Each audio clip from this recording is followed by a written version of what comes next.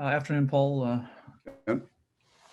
One of the things we've talked a lot about the Leafs this week. When I was speaking with someone this week, they talked about their ability to spread out in the offensive zone.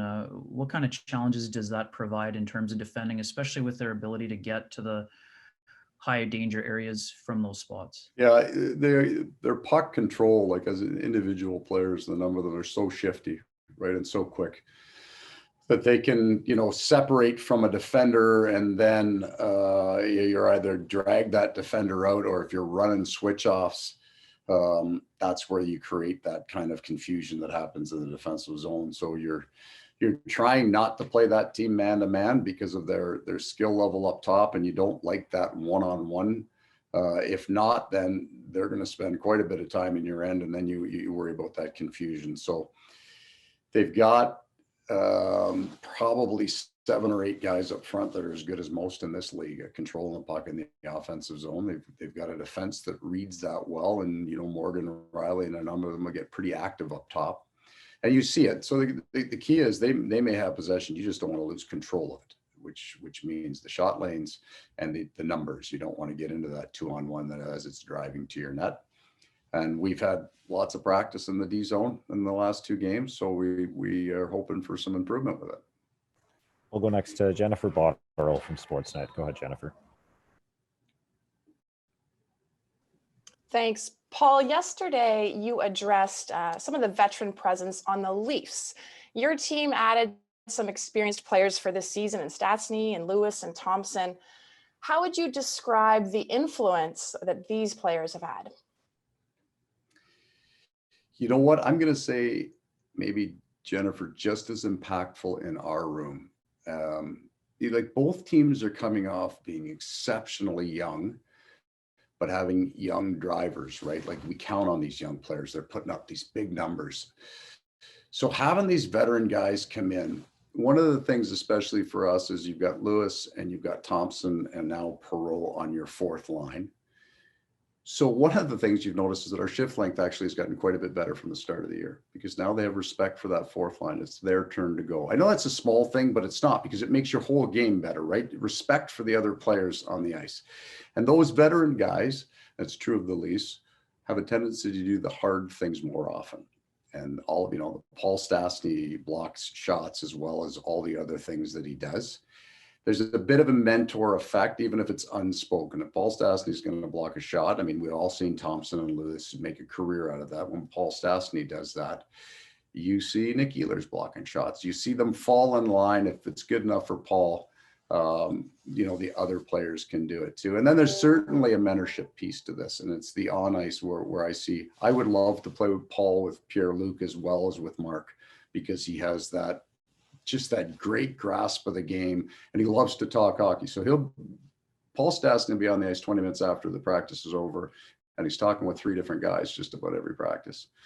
And the last thing I would say is that a few of our older guys have somebody they can talk to about kids. The life experience that you're going through. We were so young, there'd be, 2 or 3 of our veteran guys wouldn't have anybody to talk to. So now everybody's got friends in our room.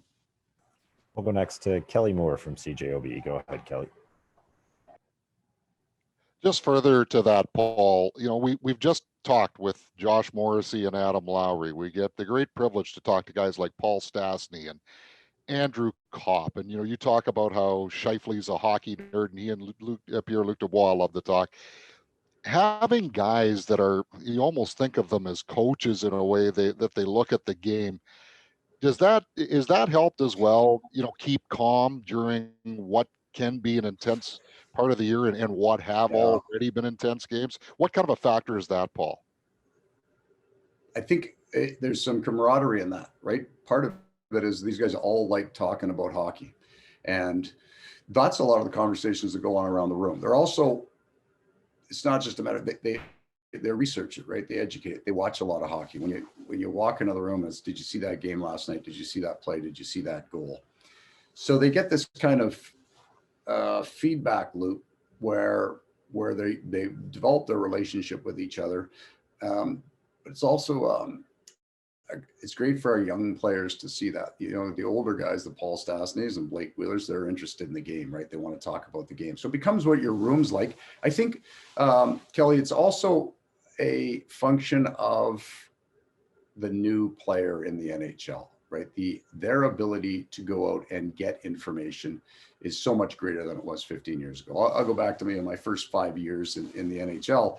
Like, we'd get a VHS tape of the Jumbotron feed, right? Like, you got the mascot and a whole bunch of the fans, and then you'd see a little hockey. Now, these guys can access every face-off on the left side against a right-handed face-off, man. Like, they just have so much more information they get, and they share that information. So they're I don't know if it's necessarily the hockey IQ, but their hockey knowledge base is very high.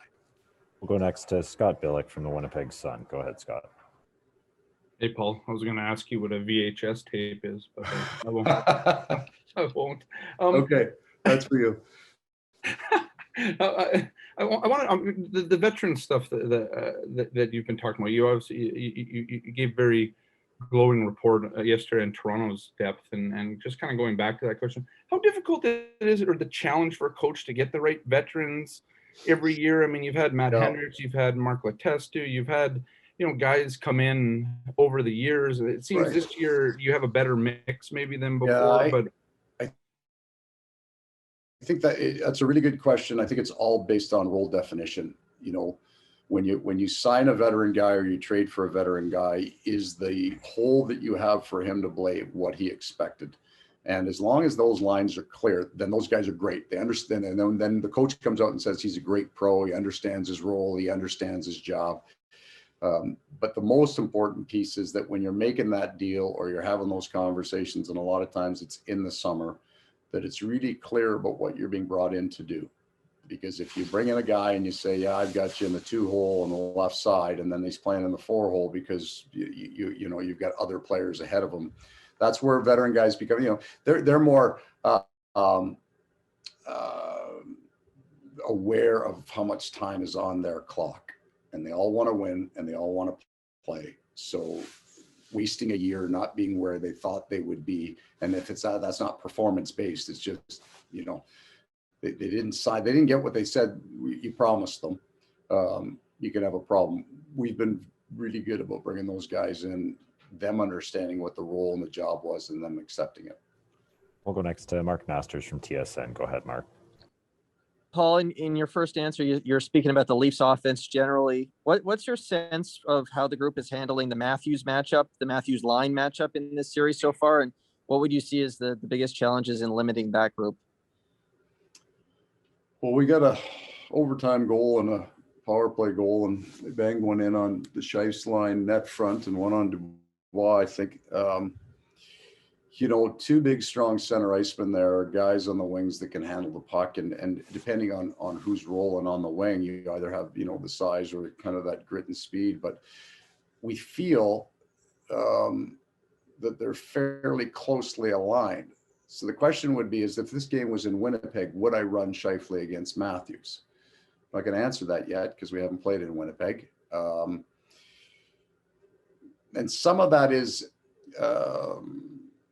you know, there's a question of what it is on paper and then what it is on any given night, and whether you're fine holding even or you're looking for an advantage. You know, I haven't decided whether I'm starting Scheif or Lowry tonight, but I'm not going to fight the matchup against this team. We're working on something different, I think, here. I don't think that the change in matchup is the difference in the edge.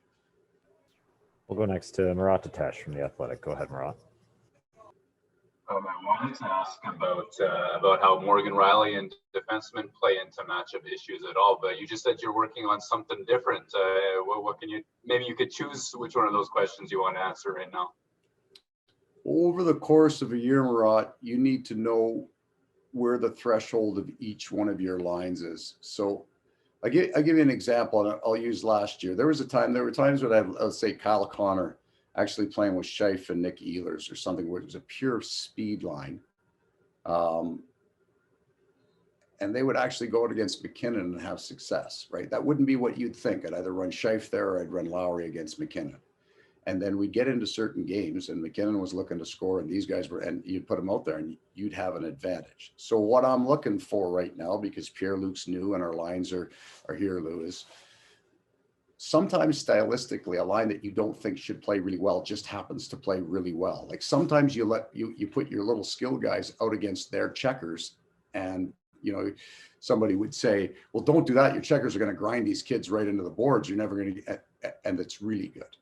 So I'm still trying to learn what the threshold is for each line. Lowry's line has always been very good against certain kind of offensive units. And then there are some checking lines I like Lowry's line on. And it happened about 2 weeks ago. Lowry's line was 12-1 for shot attempts 4 after 2 periods, but I played him against their checking line. So that's what I'm kind of working on. I'm mindful of the matchup in here tonight. I'll see if one line's getting a real tough advantage on it. And I'm on the road, so I probably experiment a little bit more on the road with learning about our lines. But as I said, Pierre-Luc's new here. Stas is new on that wing. Kopp just came back to that line. So I'm still trying to find some threshold things with each line. We'll go next to Sarah Orlesky from TSN. Go ahead, Sarah. Morning, Paul. Just wanted to check and see if you're going to run with the same lines and pairings as what you started with last game. Yes. Okay, thanks. And final question to Scott Billick from the Winnipeg Sun. Go ahead, Scott. Hey, Paul, going back to the Pierre-Luc Dubois thing, we often judge lines quickly these days. You know, analytics, whatever it may be. Obviously, he hasn't been here a lot, and he's just starting to maybe form some consistency with his line. I guess what I'm asking is, where is he at in your mind? How would you assess him at this point?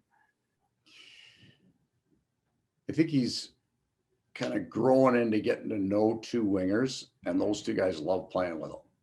So the line is more assessed than necessarily the individual. I think there's just so much there in this young man. Like he can develop into a bruising power forward with great hands that has really strong defensive instincts. I don't know that it's going to matter whether he gets 70 points or 100 points. The value will be the control of the game.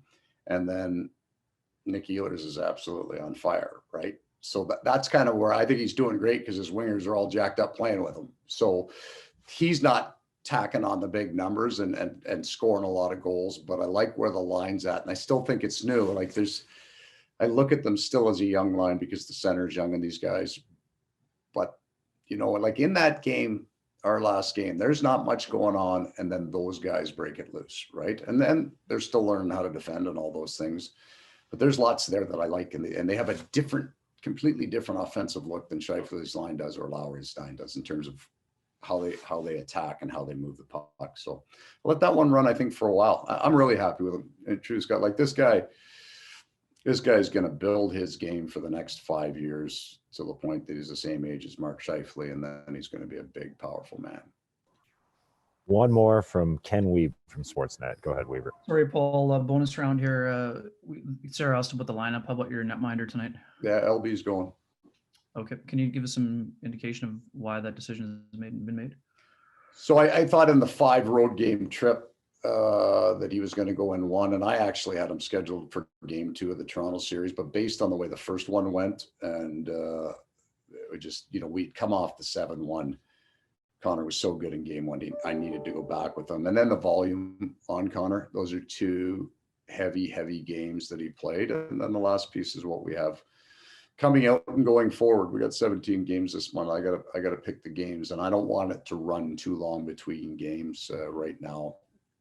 Volume, though, Ken had a big part of it. You get close to 80 shots in back-to-back nights and you're that good, you can have a hot dog on the Saturday.